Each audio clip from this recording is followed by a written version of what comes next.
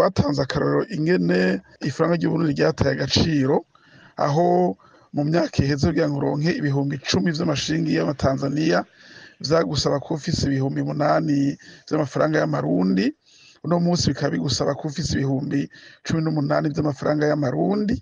Kugira ngo uronke amashiringi ibihumbi 10 vy'amaganda vyasaba ko ufise 5 vy'amafaranga y'amarundi. Uyu munsi bikaba bisaba yuko ufise n'imiburiburi ibihumbi 12 vy'amafaranga y'amarundi. Twafata ivyo bihugu bibiri kuko niho abarundi bakunda kuza kurangurira ibintu bazana mu gihugu bikaca bishika bizimvye. Ivyo bikaba uko kuko intwari ibereye iguma icumbagira dufatiye ku vyaha vyo kunyonyeza no gusubiza amatungo ya leta bidahanwa, eka ivya demokarasi vyovyo twegereje amatora tubona biguma bisubira inyuma. Ivyo rero biranadutangaza kuko hari utwigoro twakozwe ataco twashitseko.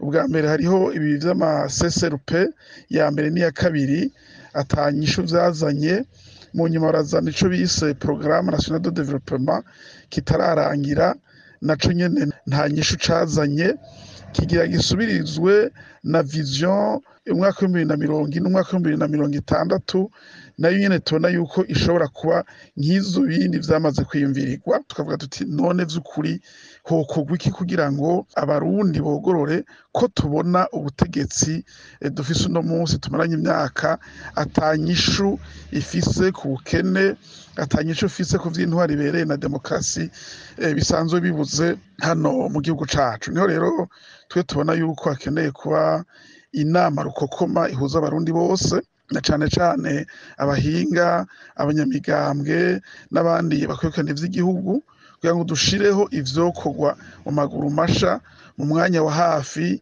n'ivyo bishobora kumara igihe kirekire, gutyo Uburundi bugashobora kogorora. Iyo niyo nzira yonyene yoshobora gukura mu kaga igihugu hamwe leta ishize abarundi hamwe, ntigome kwigungana ivy'igihugu bisanzwe biboneka yuko bisa n'ivyayinaniye.